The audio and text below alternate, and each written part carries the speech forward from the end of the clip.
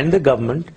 You said the emergency rule was necessary to deal with security threat and extremists, but you wound up putting many people in jail who were political opponents, judges, media. Made people think that's who Musharraf thinks the extremists are, the media, the opponents. It doesn't engender a lot of confidence in you that you believe in democracy. We have to understand, we don't want agitation here. We are going in for politics. We don't want agitational politics. Agitation means breaking down everything, burning things. That cannot be allowed. So therefore, if anyone is trying to do that, we will stop it. That is the way it is in Pakistan. But you don't get locked up when you put out a story or say something that the government doesn't like. The issue is different, right? In your country, maybe you don't hang people. Here we hang people, okay? Now don't teach us what you have. We will not impose what you have in your country in Pakistan. You said in your speech, the back has been broken of terrorism. In the West, there is a perception that $10 billion in aid has been given here to help educate and squash terror, and that the situation in many ways seems worse. What do you say? We are fighting terrorism everywhere. But when you say about $10 billion, sir, this is most of the money for services provided to troops, okay? Do you have a concern that in the military there is a rising division between those who want to fight terrorism and those who have sympathies for some of the more radical Islamist movements, and that there is a tension in this country about whether or not you should be fighting these people in the first place? This is what the Western media always keeps saying. We have gone through 30 years of turmoil. We were first fighting for 10 years, Mujahideen, Taliban, we were training them. You were giving us money to train them. You were giving us arms to hand over to them. That is what we were doing. For 1 decade we did that. And we launched a jihad together. Now suddenly you leave us. We handled this situation up to 9/11 for 12 years all alone. Nobody else. And when Osama bin Laden factor came in and the world wanted him to be shunted out of the place, who was doing anything? You brought up Osama bin Laden. Obviously, for the Western world, he is the face of terrorism. I know you've been asked 100 times at least. They believe he's here. Why haven't you caught him? Could be. Could be. We are together on the intelligence. We are cooperating fully. And who has more intelligence? Intelligence is human intelligence, technical intelligence, aerial intelligence. Who has technical intelligence and aerial intelligence? The U.S. Yes, sir. But we cooperate very well.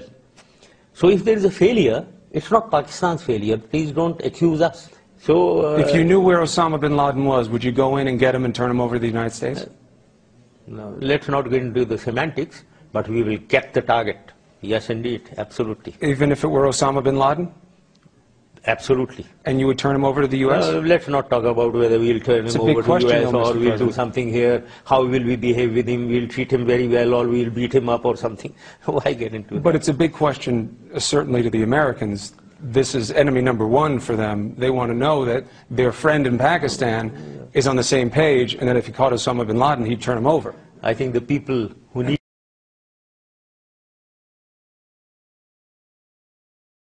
My interview with Iranian President Mahmoud Ahmadinejad. It turned out to be a feisty one. The president seemed to relish the give and take, which produced some startling and surreal moments. He even suggested at one point that Osama bin Laden is living quietly in Washington, D.C., home to the powerful woman he called Iran's enemy. You called Secretary of State Clinton an enemy of Iran. Do you consider President Obama an enemy of Iran as well? I consider that there is a difference between Mr. Obama and Mrs. Clinton, but I'd like to ask, is Mrs. Clinton a friend of Iran in your opinion, as an American? In your mind, do you think she's a friend of ours? I believe that Secretary of State Clinton is a friend of the Iranian people.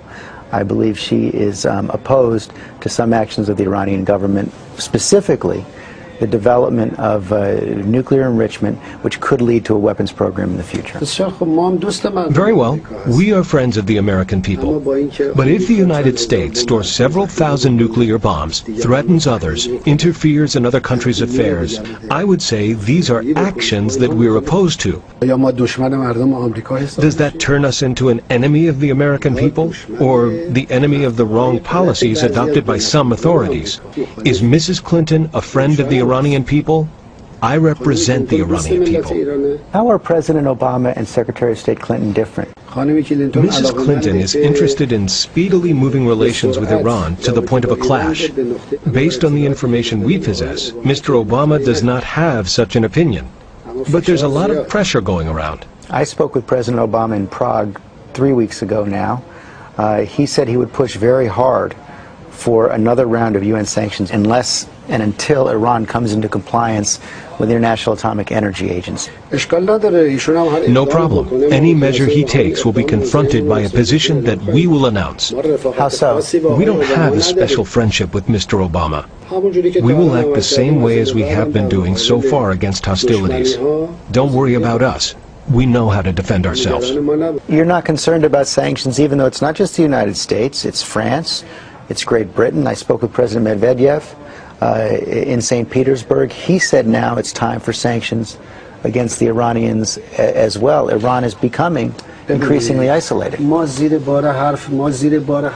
will not accept something that's being forced upon us. The issue that 3 or 4 countries possess a nuclear bomb and want to prevent the others from its peaceful nuclear energy goals, it is in violation of laws and against justice, and we will not accept it.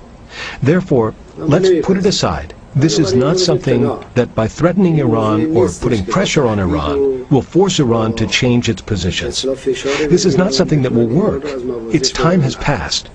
For them, it is better to cooperate with Iran according to the laws. But Mr. President, do you understand? According to justice and on the basis of friendship. You talk about international law, you talk about principles of justice and friendship. Do you understand how so many in the world community cannot take your statements at face value about nuclear weapons? You say you don't want nuclear weapons when you refuse to comply with the guidelines set out by the International Atomic Energy Agency. 118 member states of the non-aligned movement have declared their support for Iran's position. Don't they count? 57 Islamic countries have supported the Iranian position. Look, Mr. Stephanopoulos, this outlook is wrong. This opinion that some American authorities have are the root cause of the world's problems. That someone who possesses nuclear bombs tells others not to use it for peaceful means. It's clear from listening to you that you're not concerned about another round of sanctions. But it's also been pretty clear to most observers that if Iran continues on this path, that the State of Israel will take matters into its own hands and take out Iran's nuclear program through military means. Iran will definitely continue its path. You should not even doubt that we will continue our path. But aren't you playing with fire? The potential of an Israeli military strike? Do they want to attack us? They're not a factor in our defense doctrine. We don't even count them. You don't plan for that at all? They're finished. The Zionist regime is finished. They can't even manage Gaza. They want to get into a conflict with Iran. Everybody knows about this, and I'm surprised that you as a professional journalist don't know. All world politicians know about it. So you're not... The Zionist regime can't manage Gaza. Do they want to get into a conflict with Iran? One final question. There's a new documentary out that says that Osama bin Laden is living in Tehran. Is Osama bin Laden in Tehran? Your question is laughable. Why? The U.S. government has invaded Afghanistan in order to arrest bin Laden. They probably know where bin Laden is. If they don't know where bin Laden is, why did they invade? First, they invaded. Then they tried to find out where he is. Is that logical?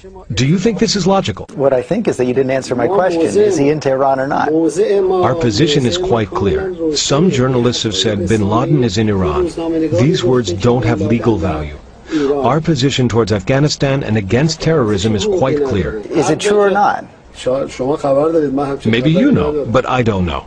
I'm asking you, you're the president of Iran. I don't know such a thing. You are giving news which is very strange. So let me ask it a different way. If you did know that Osama bin Laden was in Tehran, Would you show him hospitality? Would you expel him? Would you arrest him? I heard that Osama bin Laden is in Washington, D.C. No, you didn't. Yes, I did. He's there because he was a previous partner of Mr. Bush. They were colleagues, in fact, in the old days. You know that. They worked together. Mr. bin Laden never cooperated with Iran, but he cooperated with Mr. Bush. I'll ask one more time and then I'll let you go. If you knew that Osama bin Laden was in Tehran, which you say you don't, if you knew, would you expel him? Would you arrest him? Would you show him hospitality? Our borders are closed to the illegal entry of anyone. Anyone, whoever that may be. Whether it's the 3 American mountaineers, Mr. bin Laden, or anyone else. The borders are closed. Our position is clear. But you deny categorically that he's in Tehran today. He is not, Osama bin Laden is not in Tehran today?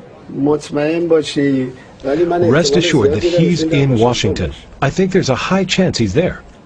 I don't agree. But thank you for your time, Mr. President.